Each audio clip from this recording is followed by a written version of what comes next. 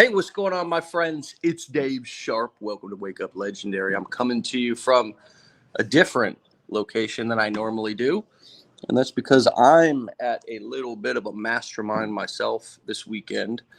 Something that I do with a group of men that I'm connected to. It's a recovery-based thing, so it's personal development related.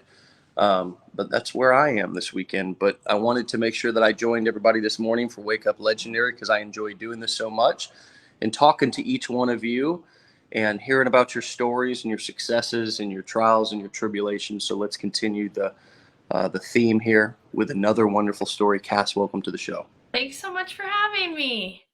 You look nice and warm. Where I'm in Utah and it snowed on Wednesday. So Oh gosh, yeah. I haven't seen snow since the last time I flew to it a couple of years ago. Yeah, it's freezing here. So I hope you're enjoying Actually, it. and I was in Utah, ironically, I was in Park City, Utah the last time that I Beautiful went and place. traveled. Yes. Yeah, Yes.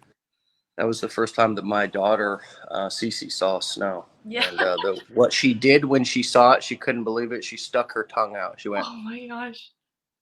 Lucky her. Lucky her that's the first time she's seen it. I know. So what brings you to Legendary? Tell us your origin story. Okay. Who are you? Yeah. What did you do before this? And Yes. what the heck were you looking for to stumble upon a crazy group of weirdos like us? That's a great question. It's a bit of a long story, so it might take me a minute to get through all of it, but it really started back in 2020. As like most people, I lost my job due to COVID. My husband was in school full time and he was working. He worked in healthcare, so luckily he kept his job. We had 3 young kids at the time. So I lost my job during COVID. And while we're in lockdown, we start to notice some signs with our middle child, that he was displaying signs of autism. So we Yeah. get him checked out. Turns out he does have autism. And from there, that was basically a permanent, like, you're a stay-at-home mom now. Like, you're not going to work outside of the home ever after this, basically, was kind of what pushed me in that direction. So my husband graduates just earlier this year. We moved to Utah. He gets a job here. And to say He we were... graduates from college, like with the okay. Yeah. All right. I mean, I graduated from drug treatment, so I just wanted to make sure that Yes, we were yeah. talking about the same sort of graduate or which is college, right? Yes, that's right. So he gets his undergrad in 3 years, which is great. We moved to Utah. He gets a great job. To say we were disappointed with his salary was an understatement. We were like, oh, awesome. We're making a lot more than we were when we were just students living off FAFSA and student loans. But basically what his salary was cost of living plus how much time and debt we had to go into to get that job. So we were basically just hitting breaking even.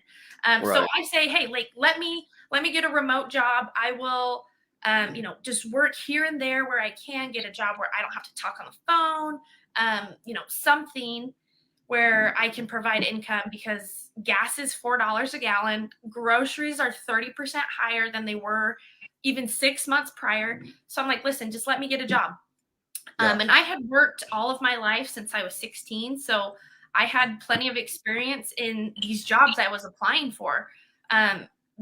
More than enough experience. These were jobs that I felt like, oh, I could easily get this job. There's no problem I would get this job. And denied. Basically because I had this 2-year gap in unemployment. And I said, this is ridiculous. I'm willing to work. There are people out there who don't even want to work.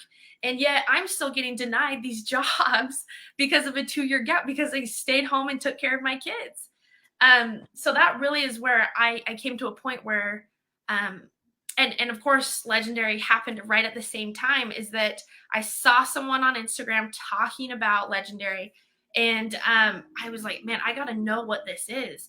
And it actually took me a lot longer probably than some people, but I was like, I kept watching, kept seeing their content. And I was like, man, I can't really give it up, but I'm also like, I don't know if this is right for me. I was super skeptical.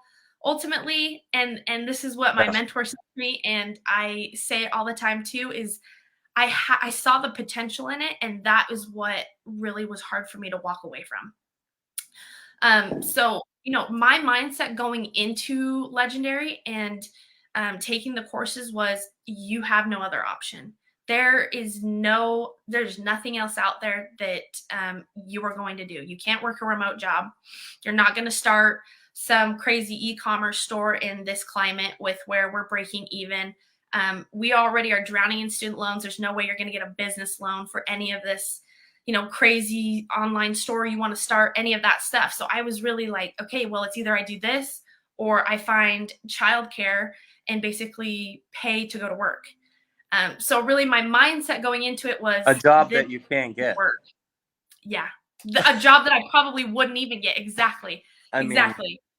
Yeah. Which I know is just shocking to you because you're a hard worker. You know who you are. You're like, and I think we all feel your pain in the sense that whether we already have the job and like don't feel appreciated or don't feel fulfilled, or whether we can't get the job and we know that they're overlooking a gem. We know what we're capable of and we can't get the shot. That is frustrating enough. Well, and that was the biggest, and that was the biggest like shot to my confidence. I was like, holy crap, like I'm worthless because I am just a stay-at-home parent. Like I didn't have a college education. I graduated high school and I went to work right after that, and I worked throughout high school. And so it was like, well, basically you're just a stay-at-home parent and that's all you're good for. Right. Yeah. I mean, gosh, the messaging that we get just from society when sort of they kind of are the ones who are in kind of control, you know, which I feel like what you're describing is sort of a defensive posture where, you know, where you're like going to people asking for, you know, this is the typical system that we've all been trained and primed is, you know, set up for our advantage, the American dream. And it's like, what it really is you're in a defensive posture most of your life, because whether you're applying for loans, applying for houses, applying for jobs, everything is, can I apply? Will you accept me? Whereas that in the messaging there, I can understand. And you're piling on motherhood with going through what you went through with your child, with all, I mean, that's a whole nother level. You layer that on, and I'm sure the messaging makes sense that you would be like, who am I? What am I worth? Right? Absolutely. Start questioning yourself. Yes, absolutely. Yeah, that's tough and that's relatable.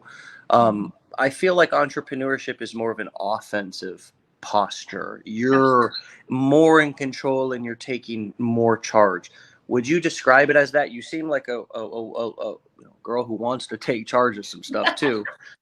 Mostly motivated by your drive to care for your family. That's what I'm picking up. Is that right? Yes, and so absolutely. does the entrepreneur, is this all, tell us, does it feel more offensive? Do you feel more empowered? And what was getting started going through the education like for you? So to be honest, and I will be real, and I think that this is a lot of ways that people get hooked into affiliate marketing, selling online in general, is they see the money. They see the money and they see the amount. So for me, for my example, my mentor was making 6 figures right out the gate, like easy like that. And I was like, man, I would love to get a piece of that, right? Who wouldn't, right? But it's funny because after I had been in it for a little while and I made my first high ticket sale, I was like, I was excited, but I wasn't as excited as I thought I would be. And the reason is that it wasn't when I got to that point where I had made all these commissions up to that and then I made the big one. It was about money, and then I made that big one and I was like, you know what? Like, it's not about the money. For me, it shifted really fast that it wasn't about the money, it was about the freedom. It was about the fact that I was in total control and that I had the possibility, and I basically had this whole world opened up to me. So it wasn't about the money anymore. And when I go live on TikTok especially, I love to tell people that because a lot of the times their questions are, how much money have you made so far? How much can I expect to make? You know, etc. And everyone's journey is going to be different. Yeah. And you know, I constantly tell people you can't compare the numbers because your story is going to be different from my story, who's going to be different from their story. So for Yeah. me, it wasn't necessarily about the money. It was more about the freedom and the empowerment that I had, that I was like, listen, I want this to be, and this was ultimately the reason why I got into it, was I wanted my lack of motivation to be the reason I failed, not my lack of education. So for me, it was a lot of, if I have the education, I basically have this door open to me Mm. where I can only blame myself for why it's not happening. I had Yeah. step by step, you know what I mean? I had step by step guidelines on how to do it, how to get started. So why can't I be successful at this? So really, it was a very empowering. And even when I went through just the 15-day program, it was like, holy crap, my whole world changed. And that really was the difference for me. It wasn't necessarily the money. It was, wow, I have so much opportunity right here, where I thought I was limited to an Mm. e-commerce store, or I was limited to getting a remote job, or finding childcare for my kids so that I could go, if I got the job, go pay to go to work. Man, you are really explaining this so clearly and so just powerfully. It's amazing. The reason why I love talking with clients, with students here who are fairly new at Legendary, is because it's it's so inspirational to hear somebody who's only a month, or how long, I mean, or up to a year or two, it doesn't matter, in the early stages. But when was your start date? So really, I completed the 15-day course at the end of July. Okay. And then it took me about 2 weeks to start receiving those commissions. So really, like August. I got you. So yeah, which that is not typical. What she just said is not a typical scenario. You know, I just wanted to put that out there just as Which a, is also funny, because people are like, that's not "Oh, it took you." promise. Let me put it like that. It's not Yeah, yeah, promise which that is it also happens funny. the way that you just described it. Yes, yes, which is also funny because all the time people, you get the trolls online who are like, "Oh, it took you that long? It took you that long to start, like," Yeah, yeah, yeah, yeah. right? And so So there's two sides to it. right. So there is two, and those people, trust me, people who are saying that, I gotta really start. I'm gonna start making this like a main thing that I talk about, is how these people are a distraction, in Yeah. how to ignore and avoid them, and actually why you should ignore and avoid them. And the number one reason is because anybody who's commenting any sort of bullshit, specifically negativity, on your post has no life. They're a loser, and they're not the more time you give them, the even responding to the, even trying to explain, if you're not, you never use a hater in the comments. You never use a response to them for them. You use it for other people so other people can see it. If you're only respond, so to educate the rest of the people who might see those comments, but Yes. a hater or a loser is not even worth responding to their comment unless there's opportunity to be able to impact more people with your comment, because Right. you're never going to change a loser. It's not even worth it. It'll suck more out of you. I learned this in recovery. It is quicker that somebody will drag you down into relapse than you will get somebody sober. Yes. Okay. What I was saying a second ago about it being so inspirational with a new person, and why I have so much more fun talking to people like yourself. Okay, so what'd you say? August, September, October, November. Let's call it 90 days in. You're sitting here explaining what you've done, your journey, and kind of teaching it to a crowd who's listening. I don't even know how many people on, because I can we put her link up, by the way, her profiles, because I have no controls on my side here. I'm on my phone. Thank you. It's so powerful to see how powerful you can be just a few months into doing something. And the number one thing that stops people is them feeling like they can't do it. They're not, nobody's going to want to hear from them. Yeah. And day after day on this show, we have brand new people who find out that they have more inside them than they thought that they did. Is that true for you? Absolutely. A lot. That's a huge thing I get on my TikTok. When I go live, actually, a lot of people who join my lives are usually fellow affiliates. Some within our community, some outside of our community. And the biggest thing that they say is like, did you start out? You know, they always want to ask about the lives. Did you start out going live? I'm really nervous to go live. Yeah. Do you have to go live? And this is what I say. This is what I tell them. I say, listen, you got to find something that you are passionate about to the point where those things don't matter. Because a lot of the times people want to get away from showing their face, from going live. And I say, listen, you have to be so passionate about what you're talking about that you don't care about what people think of you, what they think you look like. I said, listen, no matter what you look like, whether your age, your gender, your race, they're going to troll you. It doesn't matter. Everyone's going to get trolled. It doesn't matter. It's right? a good way to put it. Right? It doesn't matter how good looking, how not good looking. It doesn't matter where you fall on any everybody gets trolled. It's so true. No one is immune from it. So I say, listen, be so passionate. You don't care about what those people think. Be so passionate that you don't care what your family thinks. And I mean, as long as you're making good decisions, right? What your family thinks, what your friends legal, moral, ethical is. Yes, if I'm doing legal, moral, ethical shit and you don't like it, talk to somebody else about it. Don't talk to me about it. Exactly. So for me, it was like, you know, I picked something that was my pain point. And as we know, and as we learn about these pain points, we know that those are the most lucrative because so many other people are feeling those pain points. And where I'm at in Utah, tons of moms, tons of young moms here where they're like, listen, I can't afford childcare, nor can I even find it. And they were a lot of where I find my success too is in these mommy and me groups where people are saying, hey, does anyone know of an online job?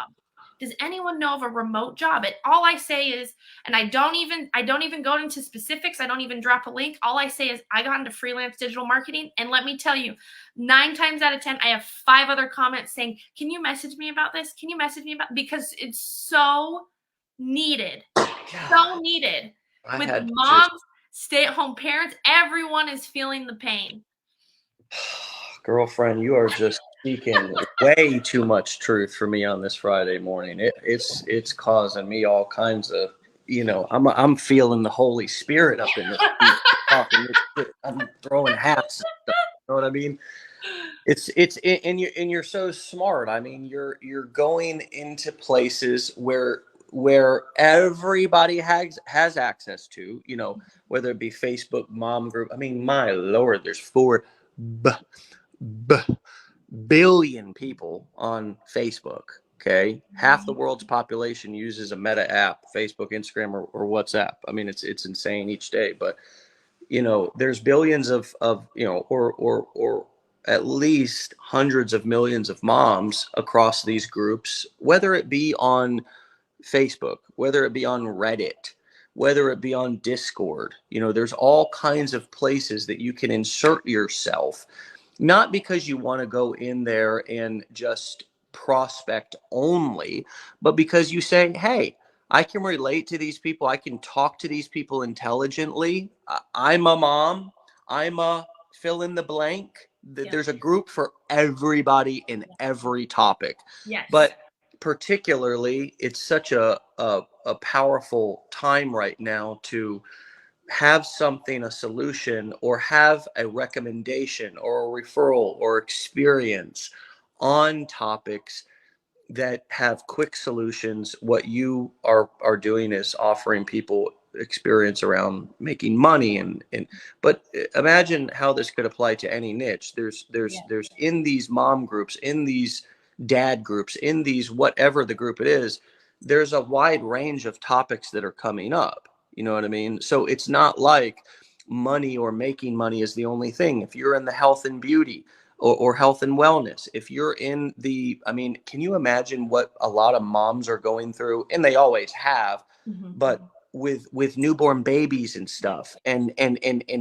trying to if you were in that niche, or if you were in the dog niche, or if you were in the diabetes niche. I mean, there's just to be that nugget that you just dropped about going into groups and in participating, not pitching, but saying, hey, I found freelance digital marketing, and it's participating like a normal person, not a salesperson in the group. But every time you say something that is educational or attractive, you always get 2 or 3 comments. You always get 2 or 3 DMs if it's a quality comment. It's a proven formula that works across all niches, and it's been working for years. People do it in our group. I mean, people come into the Legendary Marketer group, and somebody asks for or puts out that they have a need or whatever, and they've got a bunch of people that are hitting them up in their DMs trying to sell them courses and coaching and business opportunities and all kinds of stuff. I mean, I'm not unaware. I understand the game. I've been in the game, wrote a chapter of the book about the game. I mean, you know what I mean? So I understand. It's so refreshing and powerful to hear somebody brand new 90 days into the journey talk about such a simple, cool little strategy. It's so obvious. It's right in front of our faces. So would you go into, like, a Facebook group or something? Is that mainly where you hang out, or what platforms and other kind of strategies are you using? So TikTok is always got to be on TikTok. Like 99% of traffic, organic traffic, comes from TikTok. And it's just for those reasons that we are always preaching, that this community is always preaching, that Matt's always preaching, it is the fastest, quickest, most viral platform you can use. I have, and it's so silly because I basically took the decade in a day and all that Matt taught in that decade in a day. I turned around and I created TikTok. I didn't ever have TikTok prior to that. I never knew how to use it, regardless of the fact that I'm a millennial. I consider myself to still be pretty decently young, right? I feel like I should know how to use these things, right? But I get on the app and I basically did exactly what Matt said to do. And that garnered me about 10,000 followers in 2 weeks. And now I'm at 35. Or 34, sorry. I took a little bit of a break, went on vacation, things like that. So I took a little bit more time to get to that 34, but TikTok is the biggest one. Instagram is basically just a platform set up to where I can have people DM me, because DMs on TikTok are a mess, right? Isn't it so funny about how the platform is like good in one respect but sucks in another? Amazing with videos and getting views and all that great stuff, and people are so quick to click that link in your bio and all that great stuff, and then you go over to Instagram and hardly anyone clicks the link in your bio, but somehow they always want to chat with you there. Wow. Anyway, understanding the platforms, that's what that's called is kind of native marketing, right? It's understanding the native ways that people use the app. And thanks for pointing that out. That's really important. And so continue. And you'll, when you start going and you start seeing, like, a lot of my TikToks that do well on TikTok but don't do well on Instagram, I can basically figure out what will do better on each platform. And ones that'll do well on Instagram won't do as well on Facebook Reels, each platform. And so the only real reason I use Facebook is I get paid for my Reels. I have a digital creator account, so I get paid for my Reels. I get paid for posting. I get paid for posting links. So that's really the only reason I use it. But I'm part of a lot of buy-sell groups. I'm part of mommy and me groups, just moms in the area. I'm part of 3 just here in Utah, which doesn't seem like a lot, but you look at the numbers in those groups, there's 20,000, 30,000, 40,000 people in these groups who see these comments. And here's another thing that I tell people in my life. I say, listen, if you're jumping into people's DMs, if you're leaving links for people to click, you're doing it wrong. 99 and I will say from experience, because when I first started, I will be totally honest, I went against everything that you and Matt taught, and I was in people's DMs, and let me tell you how many commissions I got from that, or even how many leads I got from that. A whole fat zero. And so I was like, listen, I really You realize that rap song, when they said it goes down in the DMs, they were talking about making money. They was talking about something else. That's right. Because here's the thing, and I equate it to MLMs, right? How many times have we, especially as women, being in the millennial age, that you get a DM saying, hey, hey girl, try out this new product I'm trying, XYZ, and you're like, listen, this is the last thing that I want. This is the last. No one wants to hear from them, and no one wants to be that person, right? Because it's so cringy. You feel so cringy doing it. Right? And that's the one thing, that's like the first thing that I say when I go live. I say, I've never hopped in someone's DMs in terms of like my personal Facebook page. I've never gone out of my way, and actually it was successful, right? I think that people get it so misconstrued that being in people's DMs is like, and I was that way because I was so excited. I was so excited about this 15-day program. I was so excited about that. I wanted everyone to know about it, but I was just going about it the wrong way. I have a cousin who sells Plexus, which is an MLM. And I'm like, I bet you Plexus has great products. I don't doubt that. I bet Plexus would work for me. It's health, nutrition products, stuff like that. And I'm like, I bet you it would do great things for me. And it did great things for her, and she saw results, and that's why she's passionate about it. But I'm like, listen, the reason I won't buy from you is because of the way you're selling to me. You said that to your who was that, your cousin? My cousin. Well, it's my husband's cousin, so I could tell her a little bit easier. So from there, I said, why don't you join this 15-day program that will help you learn how to sell? That's the great kind of like banana in the tailpipe for any MLMer who hits you up. You're like, do you always market like this? This is really ineffective. You know what I mean? You are doing it so wrong. Let me tell you, you came to the wrong person to sell to. Let me tell you. You turned him into a $1,000, trading commission over here. Yes, that's right. But honestly, I got started doing affiliate marketing, selling to network marketers, because network marketers, which is who we all are, it's kind of, we're business opportunity seekers, we're entrepreneurs. We want to get better. We want to learn. Like, we want to hustle and work. And so we'll buy training and we'll buy tools. And so I was sucking wind at network marketing and came on the internet and found some network marketing training about how to do my MLM on the internet. Yep. And the training was so good. It was so life-changing. I had the same experience. I started going out marketing to network marketers, going, you all got it. You guys got it all wrong. You know what I mean? And that is exactly, and I had it wrong too. Like, my sponsor was telling me to run around and make a list. And I've got horror stories from things I did in MLM. Horror stories. Okay. Like, I embarrassed my mother from an MLM multiple times. Okay.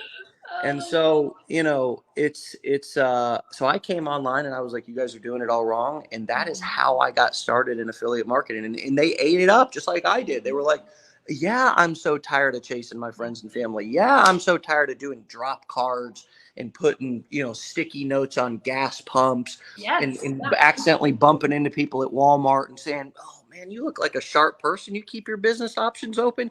All that bullshit, the 3-foot rule. Anybody who's 3 foot within your distance, prospect them, Well, my business is not growing. Well, go back and make your list again, all the things. And it's like, that is a perfect example of turning a struggle into a strength, right? Turning a mess into a message, because I took that whole network marketing story and I turned it into part of my kind of my story, my value story. This is my hero's journey story. This was when I sucked. Let humanize yourself, make them realize that you're not saying you're better than them. I sucked wind. I was chasing people in MLM, broker. I was taking my products to pawn shops to try to get I had to take numismatic coins one time to a jewelry store to make rent. These were products that I was getting in MLM. I've done it all. And now I generate leads online, and I went from being the hunter to being the hunted. And now I only talk to people one to many instead of one-on-one. Well, And isn't if it you'd like funny? to know how, enter your email into the box below and I'll send you the free training. You know, I mean, Well, that's as simple as it is. And you notice too that when you are not trying to, like, when you are just being natural, normal, and whatever, you feel like you are putting yourself out there less. I'm putting myself out there less than I was, that, like you said, putting sticky notes on gas pumps, putting, you're putting yourself out there a lot less than what people realize. Like, if you've been in an MLM, you're about to get really comfortable in affiliate marketing, because you don't have to do nearly as crazy and cringy things as you were doing before. Right. Well, I don't think you have to do nearly as cringy things as you have to do in most jobs. Absolutely. Because what's cringy about jobs most of the time is the fact that you have to put on your fake personality and be all professional, and you can't be who you are at home, which is your normal, goofy, fun, authentic self, right? Absolutely. So we put on the suit, we put on the clown suit, which is whatever the uniform is. We put on the act all day long. And then by the end of the day or halfway through, we're exhausted because putting on that act, whatever it is not authentic to you, is an act. And so we put on that kind of corporate act, we speak in those corporate ways, those professional ways, right? We write in those professional ways differently than we write our friends and people in our personal life. Everything is an act, right? If you think about it. And then, the many of the business opportunities out there and the strategies to promote them are also an act, right? We used to call it preaching the dream and living the nightmare, right?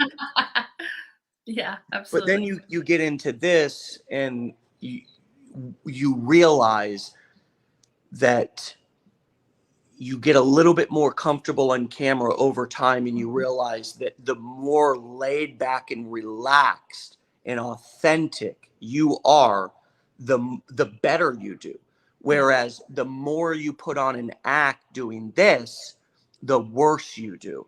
And I think that's confusing for people at first, to really allow themselves to get comfortable on camera. So there had to be a time for you also where you were awkward on camera, and tell us about that process. I mean, you seem like a superwoman, but what's your kryptonite?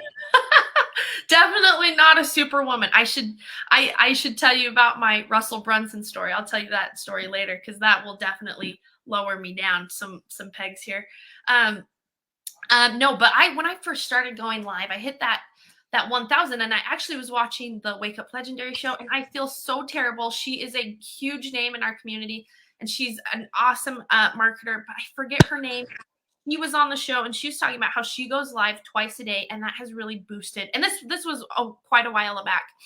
And she said going live twice a day has helped my sales just shoot through the roof.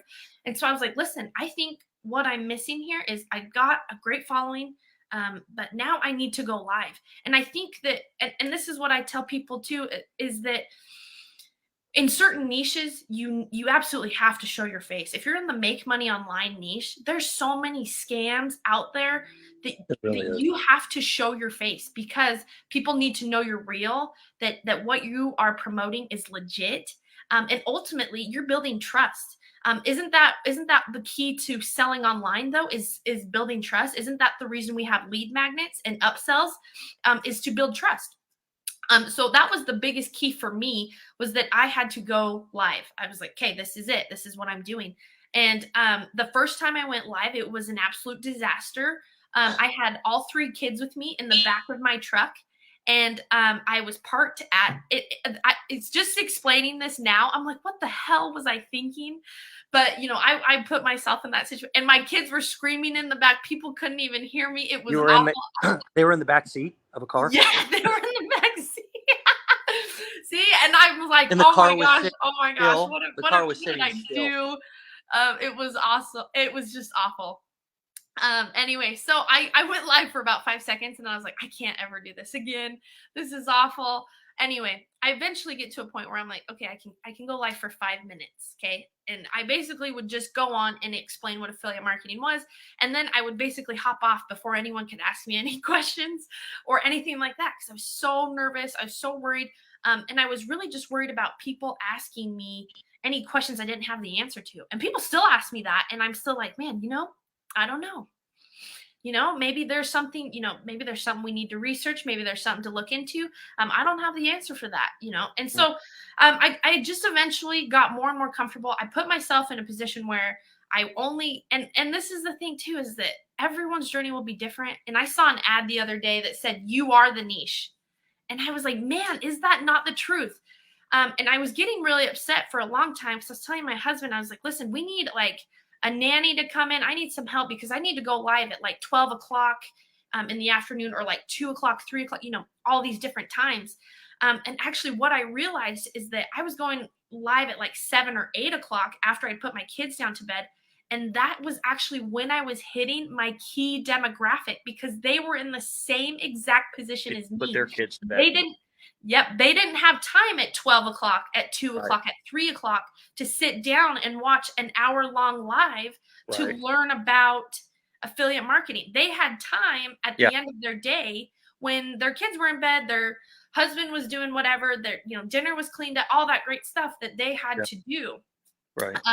So that's when I really got comfortable and I was like, listen, I don't have to worry about my kids yelling. I don't have to worry about any of that. I can just relax, be myself. I would get in my comfortable clothes. I would sit there and I would just talk about what affiliate marketing was, how to get started. And then it eventually got a little bit more sophisticated and where I would go into more detail. I would add visuals. I would show them this is exactly how to become an affiliate with Amazon and show them the exact steps of how to do that. Then over here, I would show you this is exactly how you make money by creating this kind of TikTok account, the Amazon Finds account. And all of a sudden you're making thousands of dollars, and then I would say, okay, now that's low ticket affiliate marketing. Here's high ticket. And this is how I make my income every single day. Right. And then it was just a matter of education. And really that is, and I tell people this all the time too, is affiliate marketing, 99% of it is just educating people. It's not selling. It's just educating people because again, what are we doing? We're creating trust. So if I can educate you and say, I know my stuff, I know what I'm talking about, you are going to trust me enough to know I can buy from her or I can buy whatever she's promoting. And not only that, I say, listen, if you want to get into this and you want to be an affiliate marketer, you need to be an affiliate for a company that's absolutely reputable, that will back you up, that will refund any product within a given amount of time, that you totally back. Because at the end of the day, our reputation and our trust are the two things that we have as affiliate marketers. And those are the only two things that people will purchase from us over someone else for. Yeah. Yeah. It's so true. You hit on a couple of really powerful things. I love that you look at the affiliate just marketing process as an education booklet, additional education process they go through before they go to buy. And it's really all it is. If you think about it, the reason why affiliate marketing exists is because most companies don't have great marketing. There's a lot of companies that have amazing products, but they can't do it all. And there's not to hire a superstar marketing team or develop a winning campaign and then get it out to enough people to get sales going is it's not an easy task. I mean, it is not an easy thing to get a product off the ground and get it selling and keep it selling. And so what affiliate marketing does, not in the grand scheme of things for other companies, how they use it is they use affiliate marketers like us to go out and do the marketing, to run the ads, to nowadays, and that we're perfectly positioned for this. I would have never known this was going to happen when I started 10 years ago, but the marketing, the way that companies are hiring just people, quote, influencers, whatever, but people with large followings on social media, they're putting more advertising dollars to those people, to those places than ever before. Not a little bit either, a lot. I don't have the exact statistics, but you can do the research yourself. I've already done it. I'm already convinced that that we've moved to a place to where consumer to consumer marketing, not B to C, right? But consumer or creator to consumer, if you want to categorize it like that, it may not be the new way of doing business, but it's here like never before, and it's not going away. And so, affiliate marketing was originally designed for companies who have great products but don't have great marketing to get them out. And so the fact that you said that being an affiliate is just the role of an educator is really, really so powerful. The other thing I was thinking about when you were talking was how simple it is. Even if you've got to just turn your phone around, many of you should just get a little tripod, and you have your laptop sitting in front of you or your desktop sitting in front of you, and then you have your phone on a tripod on a table, and you're talking to the phone like this, and then when you're ready to show them something, you just hit the button and flip the screen around, and then you just show your computer, right, where you're clicking and what you're doing. It's such an easy thing. I know many people will hold the phone, but it's such an easy way to deliver content. I mean, certainly you don't have to be showing people, like you talked about if you go live on TikTok, you don't have to flip your screen around and show people what you're clicking on. You can just talk to them. But it's such an easy tech. It's not going to get any more simple. It's never been more simple than this, to where you could just flip your screen around and people were okay with you just literally pointing your phone like this. Can I flip this around? I don't know if I can, but pointing your phone just at a computer like this and saying, here, I'm clicking right here. You know what I mean? Like, it's never been this simple. People are okay with it being super casual. Yes. And one other thing that I wanted to point out was so many people are going live and get so dominated by the comments. It's like, I rarely respond to comments on my lives, because what people really are on your live for is to hear you talk, learn from you. And most of the time they need to just get out of the chat box and pay attention to what you're saying instead of paying so much attention to the chat box. That's how people are actually going to listen, learn, and you're going to build a bond with them. And so I would challenge everyone, when you go live, to stop paying so much attention to who's coming in and out of the room, and also what people are saying in the comments, because all it does is throw you off your game. Come into the live with a loose plan about what you're going to talk about, something that you want to teach on, you know what I mean? Something that you want to teach on, or something that you want to show people. Tell people you'll take their questions at the end. Be like, man, I see you guys are fired up, got a lot of questions. I'm going to get to questions in 5 minutes. I'm going to finish this because I want you guys to walk away with something that you can really, that you can maybe even try today and get some results with. And then you'll come back and say, hey, I want more of those kind of results. So let's pay attention. You guys can still comment if you want, but I'll get to questions here at the end. And so let me continue with what I was telling you. Take more control of the conversation. Responding to people in the comments when you're in the middle of saying something to a live audience a great analogy of that would be if you were talking if you were talking in a room to people, and then Tom, Dick, and Harry walked in 10 minutes late and were like, hey, how you doing? Where should I sit?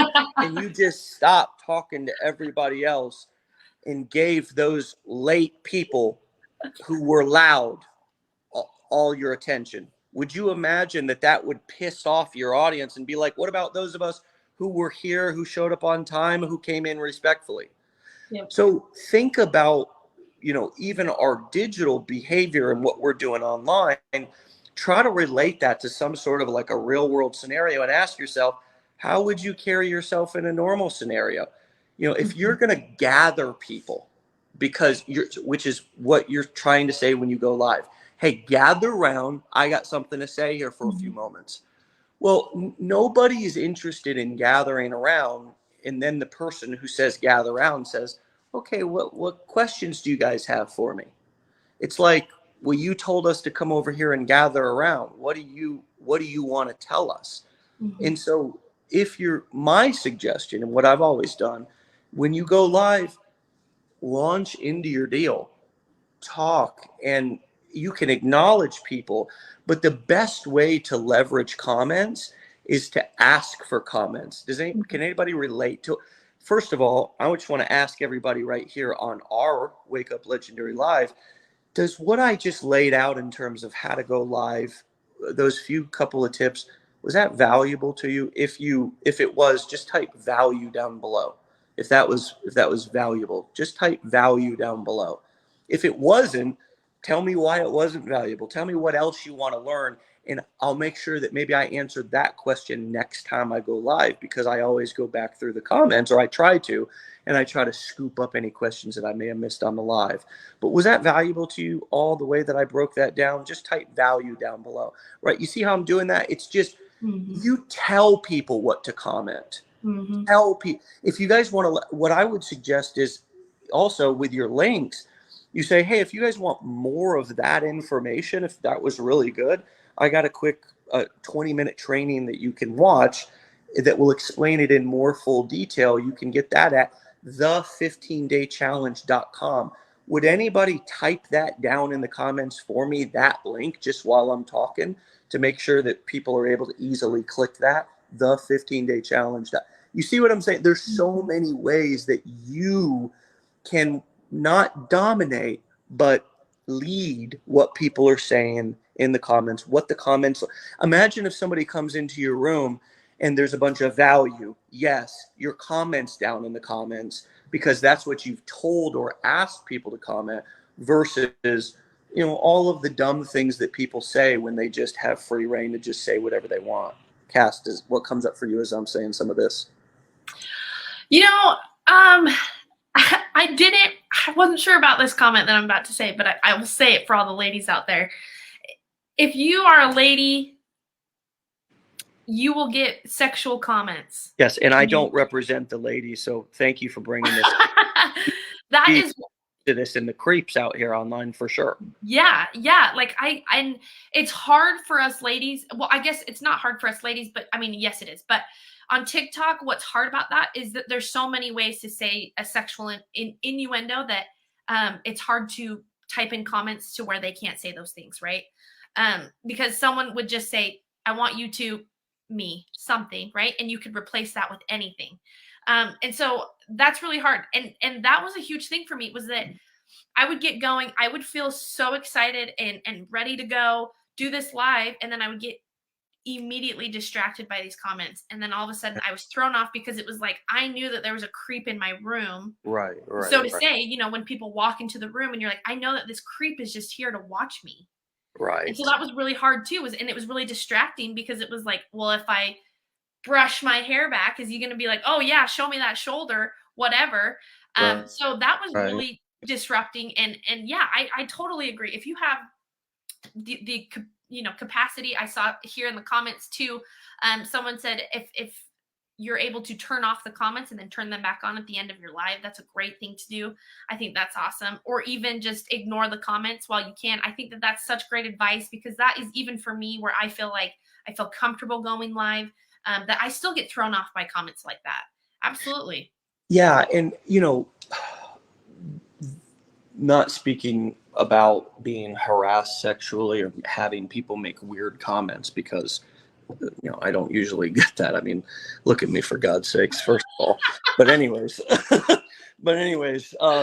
you know, there's always an idiot usually, and there always has been, who's just there to troll, right? And so it's like I go back to the analogy, the example of like speaking to a room full of people. Like, what the best thing for you to do as a presenter, like if you're presenting, whether it be in a live room, whether it be on TikTok, whatever, is just to ignore that person.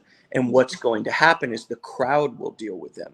Yes. Right? The crowd will deal with them. Mm-hmm. Like if you've ever seen any huge shows, big presenters, big speakers, they don't, or if somebody's given a speech somewhere in the public, there's a public audience there, and people yell out heckling, the speaker usually doesn't, if they're well trained, respond to the person, because it only fuels them, right? So if you, as the presenter, even if you're live on TikTok or whatever, acknowledge the weird comment, the cringy comment, the harassing comment, if you acknowledge that, the problem is it fuels it. So the best thing to do is let other people in the comments handle it, at least in the beginning. Let them hopefully try to shoot, because you have too much power as the person who's live. If you give that person your attention, the creep, then it really, fuels them up. Absolutely. So that's what I've always done with my trolls when I've had somebody on my live and they're just being an ass. And it's hard to ignore them, and it takes practice. But the beautiful thing is that if you do ignore them and stay on topic and stay delivering what you wanted to deliver, then your audience will grow, and more people will start coming to your lives, and those voices of those creeps will get more drowned out, and eventually they'll probably stop coming.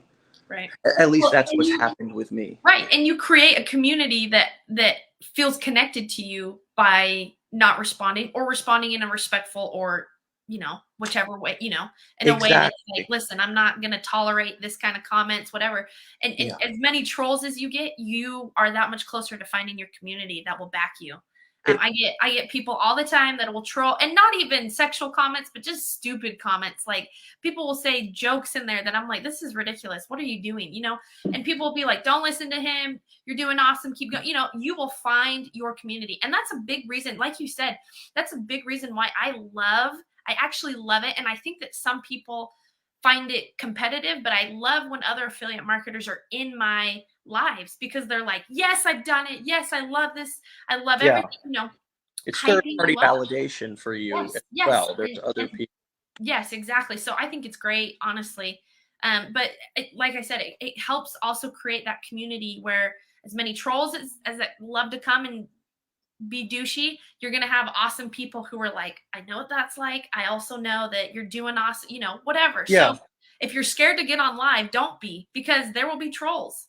You just have to be aware, but you also know that there's going to be a whole community that backs you. That's like, listen, don't worry about these stupid people. And everyone who's online, everyone who's on TikTok already knows that there's stupid people out there like that.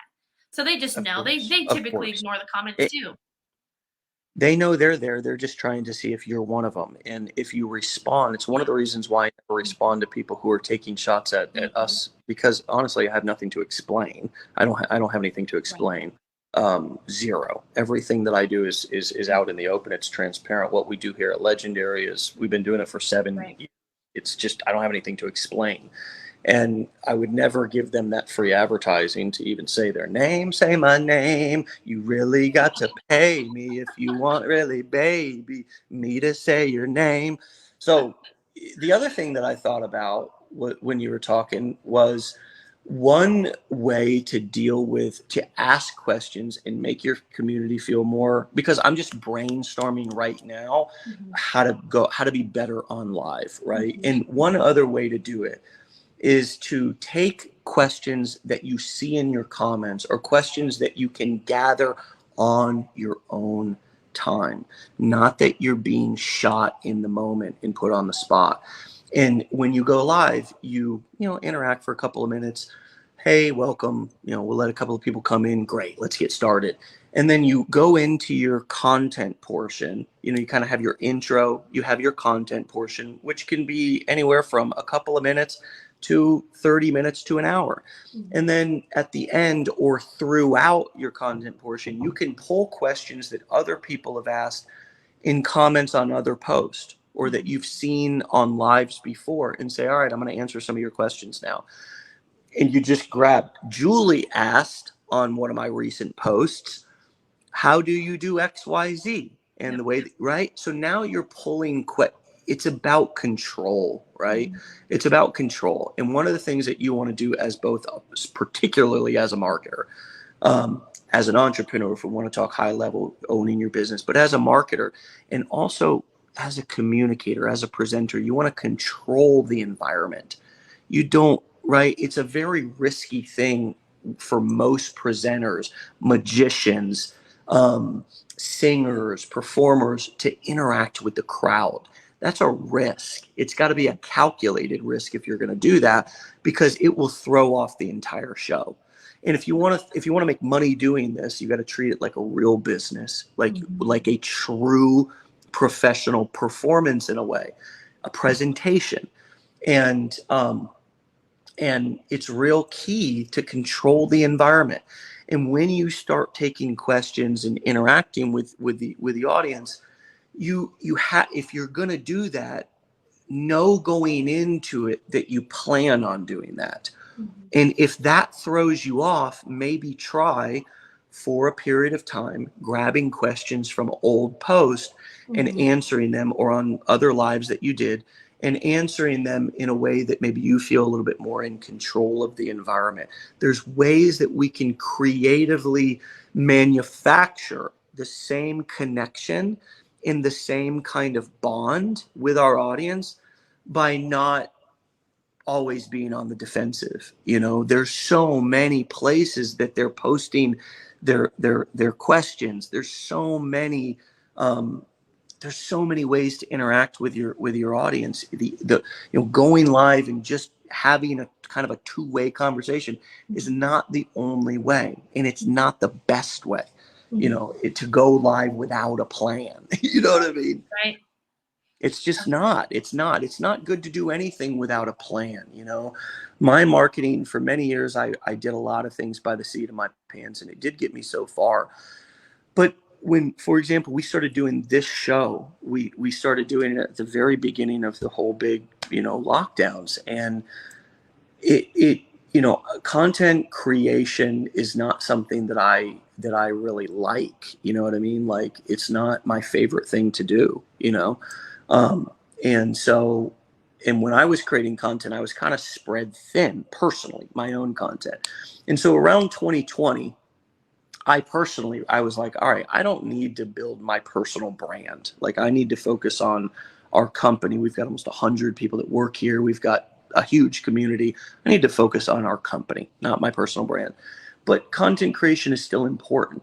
And so when I committed to doing the show every day at the same time with the same format, that was the sort of structure that I personally needed to deliver the right content to the right people in a way that I could do it on a consistent basis. And so that was my plan. That became my plan. And now it's kind of baked into my life, And so whether you have a time or a kind of a format that you use, or whether you set your lives up in the way that I described, which was, hey, an intro, some content, then you take some questions, even if it's as loose of a plan as that, kind of going into the live with a bit of a plan and trying to develop more of a plan. So you can know what to expect, but also so your audience can know it. People like to know. People like to get in habits. Look at this show. There's people who watch this every day because they know when it's going to be on. Yep. So, I think there's a lot of ways to approach content creation that can make us feel a little bit safer, more in control when we do either hit post or hit go live.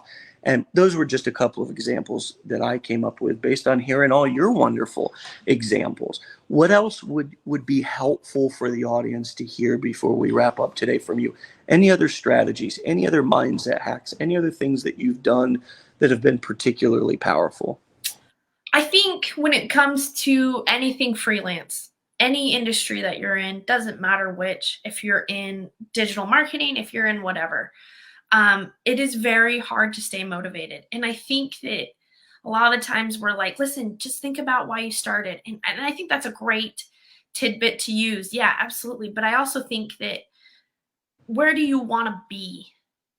Um, where do you want your life to go? And for me, I spent a lot of years and a lot of time worrying about what other people thought.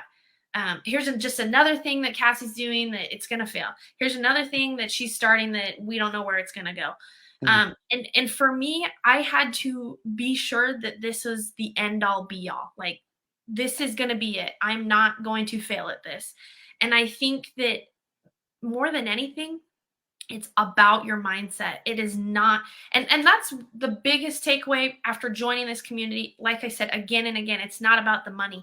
For me, it was the mindset. My life has changed because of my mindset. I have been open to opportunities that I never thought possible. I gained my confidence back because of those tiny first commissions that I made. It was like I was more excited about those than my high ticket commission, because I was like, listen, this is working. People are hearing me. People are listening. And they're taking value from what I thought was what I think is valuable. So absolutely, I think that it is all about your mindset. And whether you're on this journey right now and you've been in it longer than me or shorter than me, and you're just looking to make that first commission, don't worry so much about making that first commission. I worried about that more than I did about what I was teaching, what I was educating about. And when I started just to educate and enjoy it, it was way more fun for me. And I enjoyed it a lot more than I just got to make this commission. I got to make this money. I got to do this. I got to get my first ebook sale. I got to do this. I got to do that. It's not about that. It's about you gaining your confidence back. It's about you having the freedom, having the potential that, where am I going to be in a year? Where am I going to be in 6 months? To know that you have the potential, and anyone and everyone. I say this a lot too. In Utah, we have tons of dentists. I don't know why. We have a ton of dentists, but let me tell you, I go to one dentist over another for a different reason. And that is the same with affiliate marketing. I could have, like yesterday, there was a stay-at-home mom of 2 on the show, and I was like, man, that's exactly me. Like, what am I going to share that she hasn't already? And she's made more than me in this. She's been in it longer than me. What am I going to share that's going to be even a little bit valuable to what the Wake Up Legendary show has to offer? What am I going to? And you are the niche. You are what is needed. So don't ever think that the industry is too oversaturated. Don't ever think that you can't do it, because it doesn't matter who you are, where you came from. Everyone has the potential to do it. Yeah. That's my two tips.